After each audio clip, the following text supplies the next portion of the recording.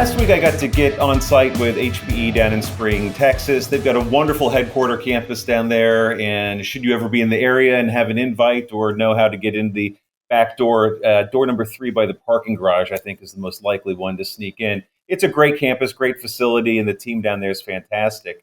I got to check out the Alletra MP storage array, and we got into what that universal storage platform enables when I was on site. But today, what I want to do is talk to you about what the business benefits are, what the customers are experiencing, and what the future of storage looks like from HPE's perspective. So I've brought in my good friend Sanjay to help me out with this. Thank you for doing the podcast. Glad to have you here.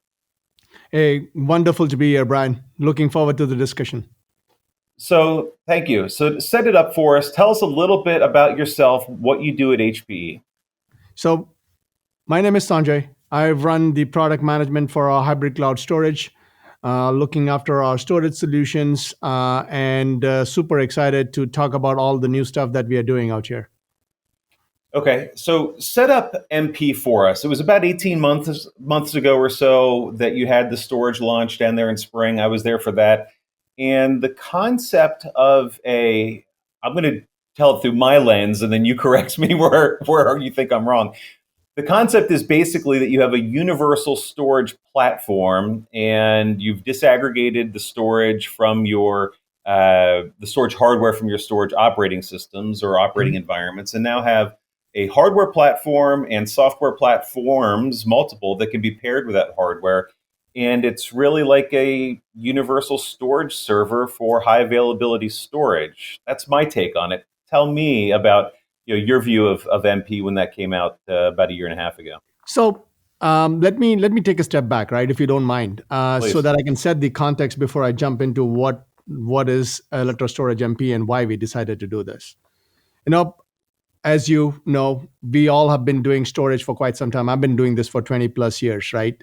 And if you look at how the storage systems were built about 15, 20 years ago to what they are today, right? It's pretty typical, right? You have a box, mostly an engineered system. You have 2 controllers in them. You have a mid plane, and then you have a bunch of drives attached to that, right? That universal design, legacy design, I call them, hasn't changed. But if you look at what's happening in the market, right, in terms of the evolution of applications and workloads, in terms of the amount of data that we generate and that needs to be stored, and also when we talk about storage from an HP perspective, right, this is saying that we have internally out here. Storage is where people used to store their data. But if you look at in the modern term today, storage is where data comes alive.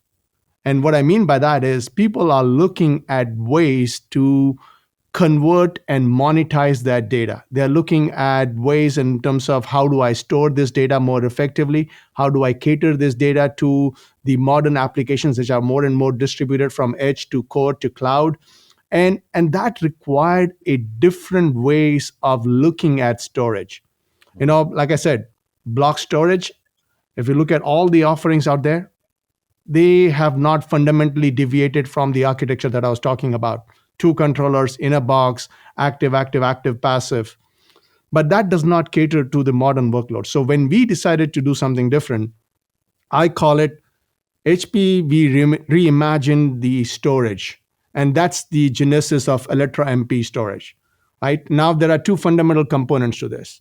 One is that you were alluding to, which is how do I standardize on a common hardware platform so that remove all the custom engineering, make it such that it's standard building blocks like Lego blocks, right? Where I can purpose them in different personalities, whether it's for compute, disk, JBoF, or an appliance, and simplify the way hardware systems are built, taking in the concepts of SDS, right?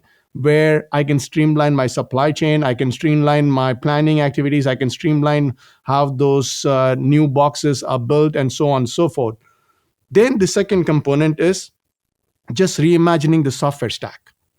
And this is where the silver sauce or the secret sauce is, right? Which is we have broken down the paradigm of storage design where we have decoupled the hardware and had added more value in this software, which means now my new software stack, which is more going to be in the line of taking advantage of the evolution of technologies underneath it, right? The NVMe fabric that becomes now more of a scale out, high bandwidth backplane for storage.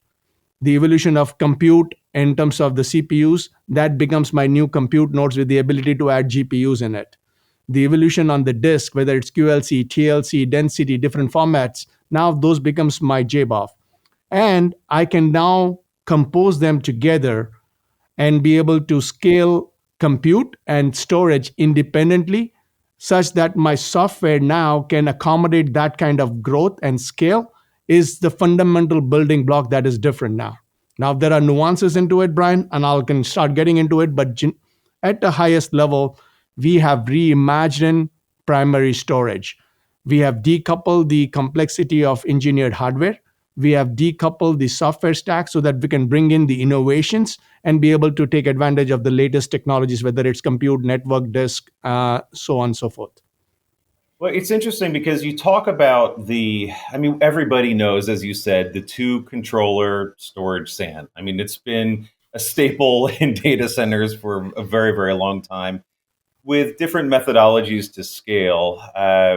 But the way you've architected the hardware for Electra MP, especially now with the switch support, gives you quite a bit of flexibility in terms of scaling controllers independently from storage via JBOFs, and gives you not just the scalability, but like tier zero workload sort of availability as well, with the ability to cross connect every controller node to every JBOF so that everything's available all the time. Talk a little bit about that, about the advancements in the hardware platform that enables some of these scalability and availability dimensions to Yeah, and I continue. think this ties into the value story, right? So when you look at this architecture of disaggregation, right? This we are the only vendor from a block storage perspective that does that. Now, when I decouple the hardware and software, that means I have removed the dependency on the hardware, right? So my controllers are now stateless, right? Each and every controller can access each and every disk connected to the fabric. So when a controller dies or failovers are instantaneous, right? I don't have to worry about that. And plus, from a performance perspective, I can deliver higher bandwidth and throughput through the NVMe fabric and deliver superior performance. That's the fundamental principles of this architecture. Now, what does it mean from a value perspective to the customer? First thing first, as you mentioned, right? I can scale granularly, meaning if I want to just add more capacity because my workloads need this, I can do this in 2 drive increments and I can add up to a 16 JBOFs. That's like, about, if I look at just 15 terabyte drives, it's about 6 petabyte raw storage. That's huge. And as the drive capacity increases, that will double, triple. The compute side of it, remember in the old legacy, you have to do it in HA pairs. I don't have to worry about that. I've broken down that HA paradigm. I can just add one controller if I need to just scale the performance to get that bump I want. If I want more, I can just add a second controller dynamically. I call it a point in time OPEX kind of usage where I only buy what I need so that I'm not over provisioning, thus reducing the amount of dollars that I'm spending and maximizing the utilization of my infrastructure so that I get better value and better TCO, right? Yeah, So the these are the expansion. nuances. Yeah, while you're on that expansion piece, I think that one was really interesting to me and actually kind of surprising, because if you look at the MP hardware on its own, it's a 2U box, looks very Proliant-y on the front, and on the back it looks very SAN-y because it's got two 1U sleds that can come out that are your IO nodes or your Mhm. controller nodes if we're going to use some more common parlance of the storage day. But the fact that you could start with two and add a third one without having to do a fourth one is a kind of a big deal, I think. It's a huge one, I think, especially for customers who are like, who don't know what their workload needs are going to be, right? And they don't want to lock up their investment in capex or infrastructure spend when they don't know whether they need it. Plus, Right. if you look at it, most of these customers who are trying to figure out how are they going to take advantage of this newer workloads where they want to figure out how they monetize the data, there is the dynamicity of workloads, right, which they even don't know, they haven't anticipated, right? So for them, this flexibility of like, hey, I don't have to worry about this, where I don't have to try to figure out stitching together this HA silos in a scale out storage where all my controllers can see all the disk. I can keep adding one controller at a time because I know that that controller will be able to see all the legacy, all the storage that was stored already before, and it's a shared storage environment. Mhm. It's very, very helpful to scale the performance of these particular workloads dynamically, right? The dynamicity of this architecture is what brings value to the customers because modern workloads are dynamic, modern infrastructures are going to be dynamic. We all know that. Well, you talked about some of the hardware, and we've got a long form video that's going to get into this really deep. But the other thing that struck me when you talk about things like supply chain and having a universal platform for HPE storage solutions, what that means then is that instead of many different chassis, we've got essentially one that Mhm. have some different controller nodes depending on if it's JBOF or if it's the storage controller. But even within those 1U trays, it's AMD CPUs, it's standard DDR, it's OCP NICs, which I think is something that is really compelling because that makes it easy for you guys to support new fabrics as they come out, give your customers more options in a NIC that's not proprietary, right? So there's nothing. I don't want to diminish your engineering, but there's nothing particularly fancy I think about the NICs or HBAs. you hit the right word, nothing proprietary. I think that's key because this is what customers want, right? They don't want to lock themselves into an engineered system, right? Where now if I have to upgrade them, I have to go through forklift upgrades and costly migrations and so on and so forth, right? So when we did this, and I literally mean it, like, it's like Lego brick approach.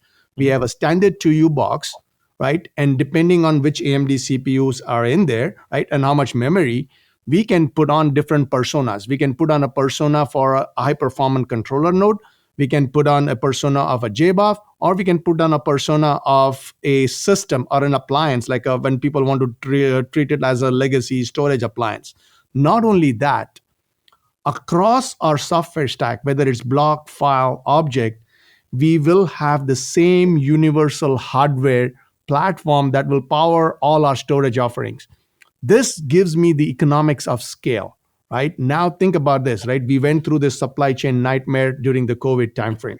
Mhm. Now I have to figure out a way to make sure that my supply chain is not disrupted. So I have now efficiencies built in where if I build a next generation box, I can seamlessly add them into my existing scale out disaggregated cluster, slowly phase out the old ones without even having to go through disruptions or upgrades or migrations. I call it an always on infrastructure, right? This is why we embarked on this journey to standardize on the hardware, remove this proprietariness, Mhm. and then put the value in the software stack. Well, I think it's important to note, though, too, that this lets you embrace and adopt new technology faster, more Exactly. likely, I would say.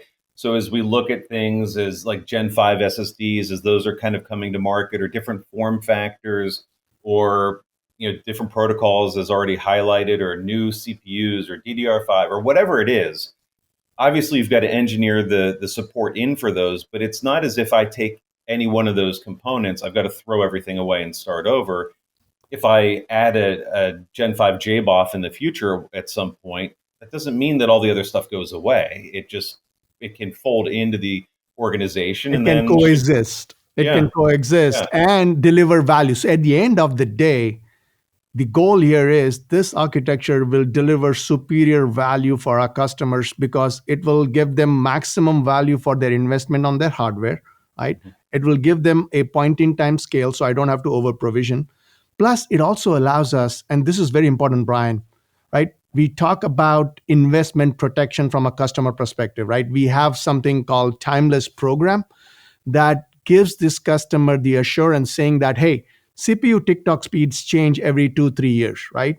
So when they need to refresh their environment, we will give them an assurance that I can give you the latest, whether it's DDR memory, CPU, and IOMs, right, into as an upgrade seamlessly into your environment at no additional cost, so that you can continuously get value out of this architecture and literally keep doing this every time the generation of CPU TikToks and everything else changes. That's where our partnership with AMD also comes into the fruition. Right.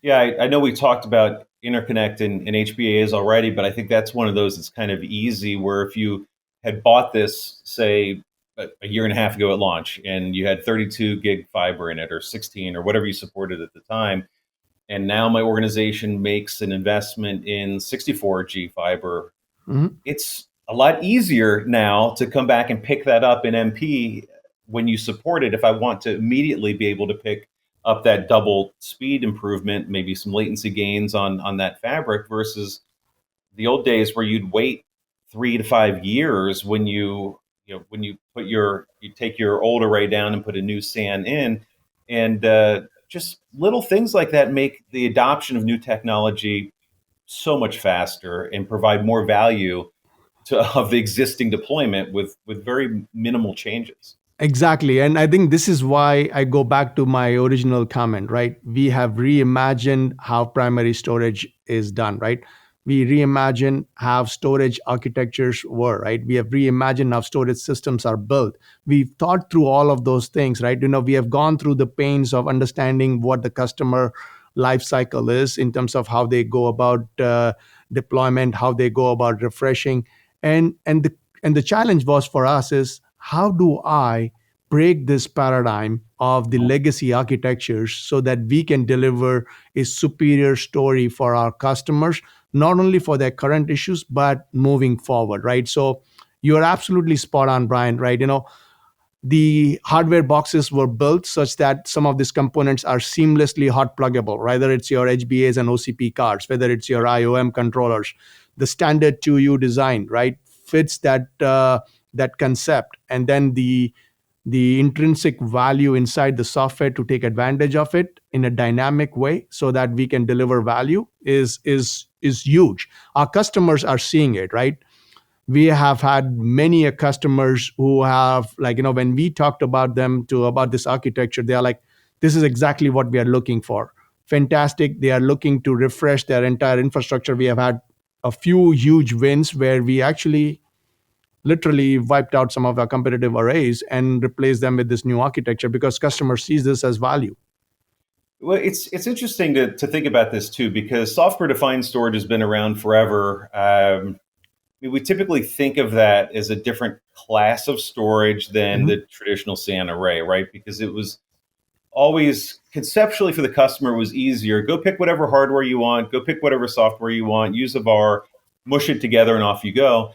And while that works sometimes, it's not for what we're talking about for enterprise storage, for enterprise data features and availability and resiliency and all of these things.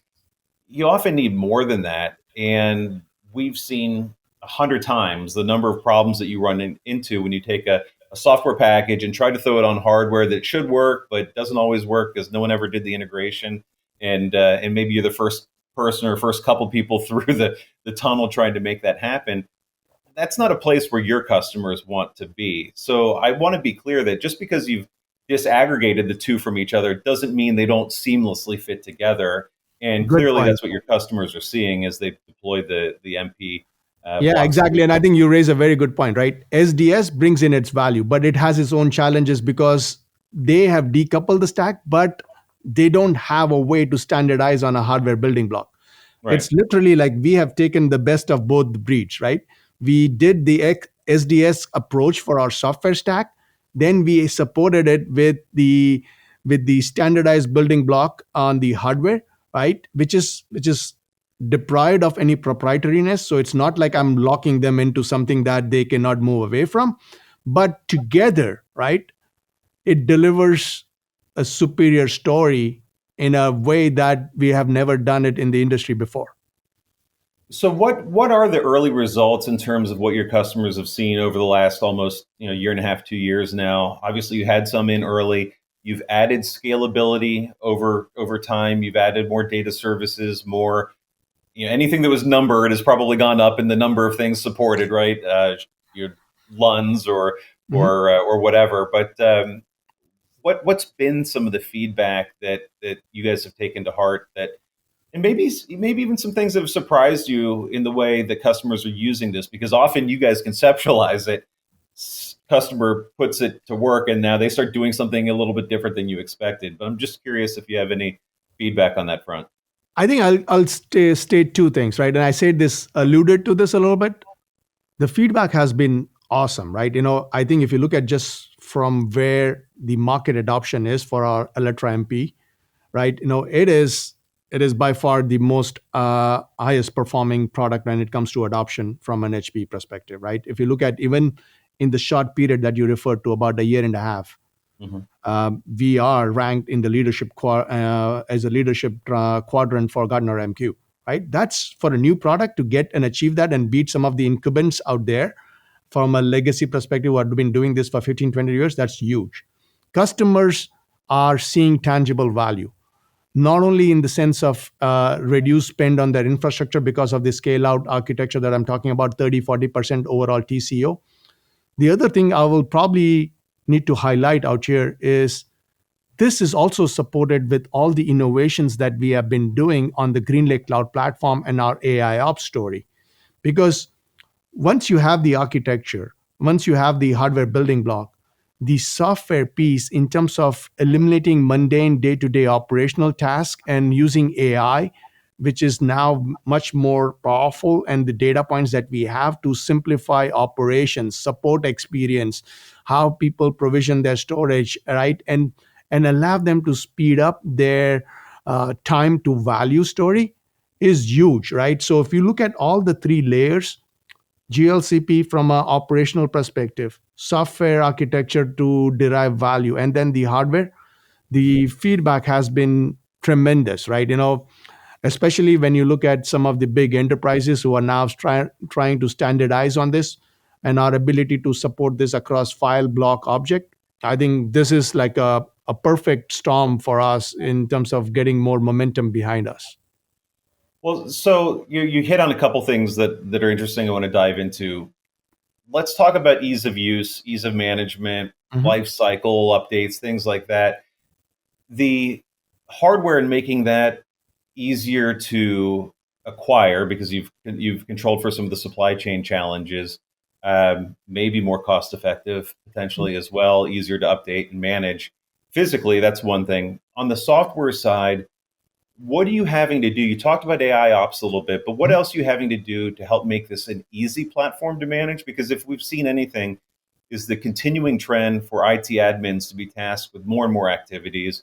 We're seeing fewer and fewer storage admins, classically trained storage admins, coming to market as part of the job force. So that the trend seems to me that we need our IT staff to be more flexible, and for that to be something that's real, systems have to get easier to use, easier to administer, update, troubleshoot, et cetera. So you did touch on that. I'd like to hear a little bit more of the way HPE is thinking about that challenge.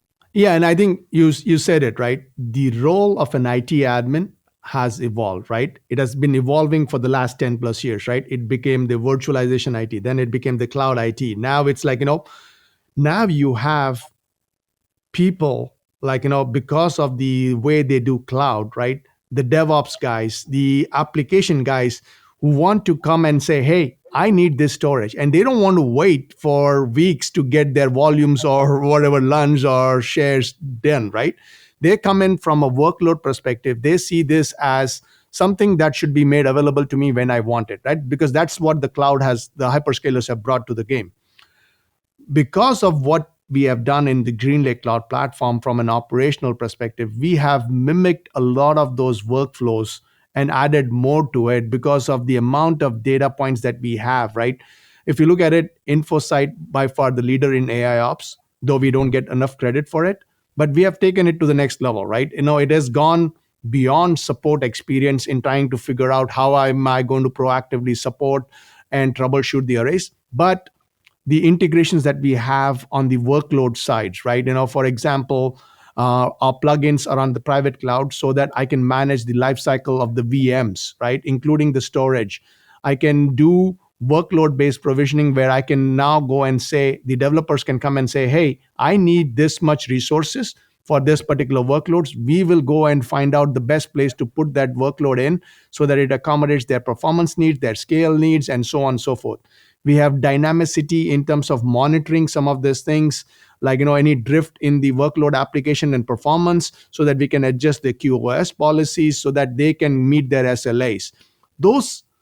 Those things where we are now leveraging an internally built AI model that monitors all these different data points and be able to then dynamically adjust the infrastructure resources so that the SLAs are delivered on a consistent basis is huge. You're going to see a lot more focus from our side around SLAs and how we are enabling some of these newer personas, whether it's the DevOps guys, whether it's the new modern cloud IT admin guys, how they can take advantage of that seamless experience plane. And by the way, because of this software stack now is SDS, I can run the same instances in the cloud and give you that true hybrid cloud control plane for your on premises or in the cloud, where you can enforce your data policies, your security policies, your governance policies, your operational workload deployment, so on and so forth, right?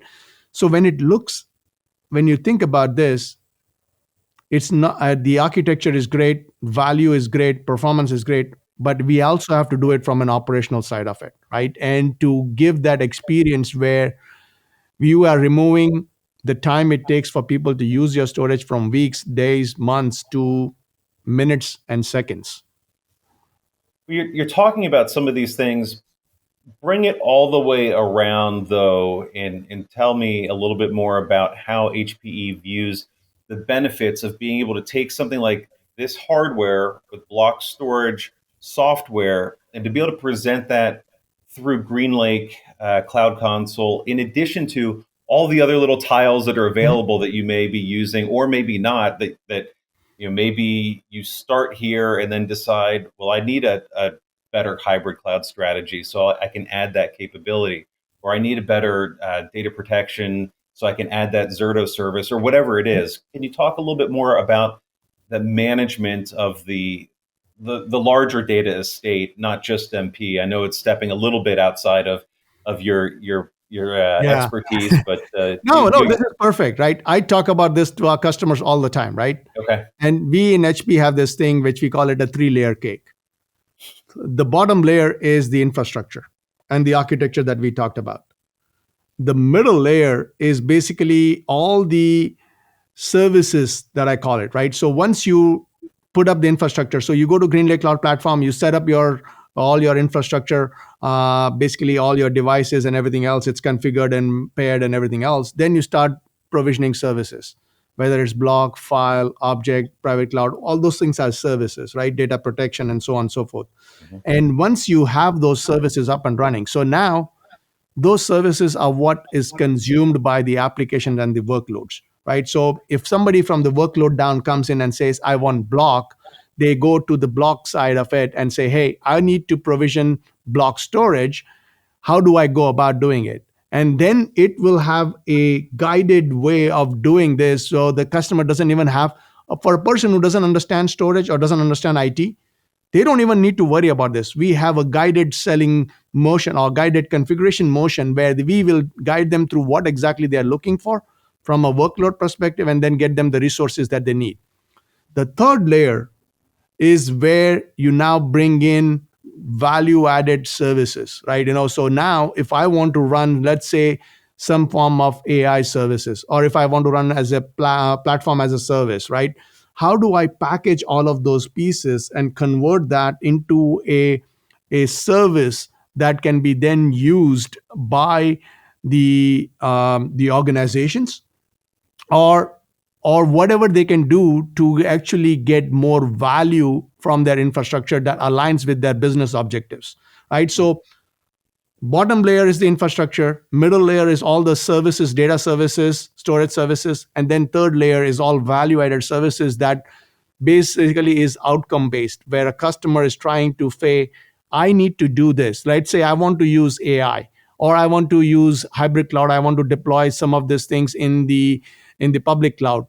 Those value added services are also plugged on all of this, and all of this thing is done on GreenLake cloud platform. So it's a universal control plane, operational plane, a platform story that allows you to manage all of those pieces seamlessly alongside security and governance and so on and so forth. Have you found customers that are net new to HPE that start with Block and then are blown away or excited about what they can see within the GreenLake cloud platform? Because I would think a lot of traditional SAN customers wouldn't be used to saying, okay, well, now you've addressed my storage need, but oh my gosh, look at all these other little widgets that I've got access to that I can pull in to make my entire infrastructure more resilient or more capable than maybe I ever thought possible. And I think that is why the word reimagining storage is very, very important. Because if you go to a classic IT guy, they will say, oh, okay, fine. But if you go now talk to the right personas in the customers, like person who deals with data, right, the chief data officer or a cloud guy, right, or a DevOps guy, they will immediately gravitate and understand the value, right? So you have to overcome the persona who are looking and evaluating this, because the traditional IT guy still thinks from a traditional IT perspective, right? And it's not that they don't get see value. They also are looking at saying that, hey, what does it mean to me? Yeah, well, they're measured against different things, Exactly. and if they're legacy guys that prefer CLI, then maybe they're not used to some of the cloud management capabilities of modern storage, right? Yeah, and we need to cater to all of those audiences. So we have Yeah. robust APIs, not only just CLI, but REST APIs that integrate into different workloads and to applications. We have APIs that allow them to integrate into orchestration tools, right? Whether it's Puppet or whether it's your Ansible or whatever it is, because different customers have different ways. Some of them have their own little framework that they have built to be more heterogeneous, right? They want us to integrate into that, so we do that too, right? You cannot take away options, right? We need to make sure that during a transition phase, you need to get the people from point A to point B by telling them that, hey, we will support you throughout this, by the way, and this is how you can move over and see more value on the GreenLake cloud platform. Does that make it harder or easier to sell then? Because you've got, if you're appealing to so many different personas within an organization, from the SAN administrator to maybe an IT generalist all the way up the stack, they all care about very different things.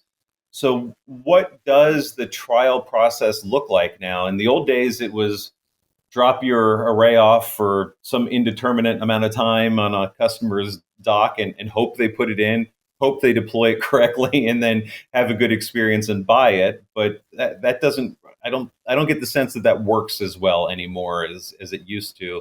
So what does the modern buying process look like for block storage?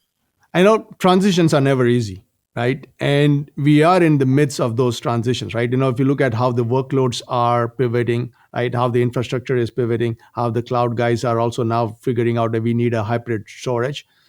So it's never easy. But this is where what we are doing right now is more valuable, to educate and showcase why we are doing this and what it means to the customers and the different personas. That means our sellers should be aware of what we are trying to do. Our buyers need to be made aware of what this brings to them, right? And then from an analyst and other communities out there, right, they need to see the value and then be able to talk about this, right? If you don't talk about this like what we are doing today, then it's the best kept secret that nobody knows. So it is tough, but I think the reception so far has been phenomenal, right? And this is what we are looking to build momentum on. So we talked a little bit about the high availability nature, the switch fabric option that lets you have all the nodes seeing all the storage and that sort of thing. When you're thinking about block storage, what's HPE has other things in the portfolio like XP8 for mission Mhm, critical storage, but there's a lot of things here that get pretty close there in terms of availability. And I know you've got an availability guarantee. mhm. How should customers think about both ends of the spectrum? Where to start with MP block or Electra MP for block storage on GreenLake, and then how far up the scale can this system go? So we are a year and a half into this, right? And there is a long road ahead, right? I can go and tell you right now, my roadmap is loaded for the next 3 years, if I may say that, right? Because there's so much we can do with this architecture. Okay. So the way I look at this is, like I said, transitions are happening, right? We are transitioning major part of our storage portfolio to be MP based, but there will be corners where the XPs will have a play, the MSAs will have a play, right? And we need to make sure that eventually we'll get there. However, those bring unique value in terms of their own speciality, what they do, right? And the customers in some of those segments have a long tail when it comes to switching over to a new generation of architecture. So we understand that, right? And we are not looking for a clean sweep in just one way, right? This is a journey. We are well on our way to run this journey and win out in this journey, but it's going to take time, right? However, having said that, which where we are right now with the Alletra MP and the capabilities that we have, I think we can cover 75-80% of that particular use cases, and there is more to come. Well, I think it's a good point that it's a robust platform, and as you say, your development list is long and probably will never be complete because It's never complete, right? there's always something to make better. Whether Mhm. some service that can always be improved, but fundamentally, the platform you're using it for block, you're using it for file, one day maybe object as well. Mhm. With the same platform, does give you from a hardware perspective more flexibility than ever. I mean, if you look back at some of the storage brands that HP has had and developed and acquired, I mean, very much this traditional SAN business was this is good for this one's good for this one's good for this, and you end up with a lot of different solutions. I mean, the path is pretty clear, though, that this universal hardware platform with the appropriate software and scale for these different solutions is definitely where you're going and wouldn't be possible under those traditional SAN guidelines, hardware and software Absolutely. development guidelines. I think the legacy approach to SAN storage needed to be changed, right? It's just been like this for 20 plus years. I remember I started my career at Sun where we built those SAN arrays, and it's been like what 25 years now. And I think that's a long time for in a technology world where things have not changed, and this was needed to be done, right? We have had a lot of technology evolutions like HCI, SDS, but nobody has fundamentally deviated away from this HA pair and notion that we talked about, right? And practically, it's also because of the technology available with the NVMe fabric now, right? It allows you to get that scale that you want so that there's no performance bottleneck. The CPUs and GPUs on the compute side now can deliver more to keep up with the disk performance that flash drives brought, right? So now we are at that cusp where all the technology innovations are lining up, and with the right architecture, I think we are by far leading the way right now, and I think that's where I'm super excited about this. Well, we're excited too. Like I said, I was down in Houston in the spring office, and we got to play with the hardware, see it all come together, see the scalability. And I know I've said that 100 times, but when it started, it was a smaller solution, and you guys Mhm. have really quickly escalated that and grown the capabilities to scale the controller nodes up, to scale the JBOFs up, and I think it'll be fun to watch as new hardware, new protocols, new drives, new everything comes to market. How you continue to adapt the Electra MP platform to suck those in and give your customers more flexibility, more choice, and get it to the point where they don't have to worry about the underlying technology, what Gen 5 or 6 or CXL or DDR5 or whatever it is. None of that should really matter. At the end of the day, you'll deliver a management plane, a hardware platform that's easy to consume and scale, and hopefully the trends continue to be with you on this one. It's pretty exciting. It is super exciting. And like I said, right, we have a lot of new stuff that is right around the corner. Super excited. I think this is by far, if you look at it, and you mentioned this briefly, and I will just want to reiterate, right? In the year and a half, we have delivered significant functionality in a predictable way. And this goes to the strength of this team, also the commitment that we have towards the roadmap. Like I said, right, my roadmap is loaded. There's a lot of exciting new innovation that is coming, and this is where HP is going to change the landscape when it comes to storage and primary storage. So we are super excited about this, and we should continue talking about the innovations that we're bringing to the table. Well, no problem. I know it was release 4 just came out this past summer, which that's a pretty quick cadence that you guys are working on bringing new Yeah, capabilities and features to the platform. So that's great. We will make sure to link to the HPE site so you can check that out for more, learn more about Electra MP, learn more about GreenLake, all that good stuff. Sanjay, thanks for doing the pod. This was a great conversation. Appreciate your time. super. Always appreciate, Brian. Nice talking, and go Electra MP. Thank you.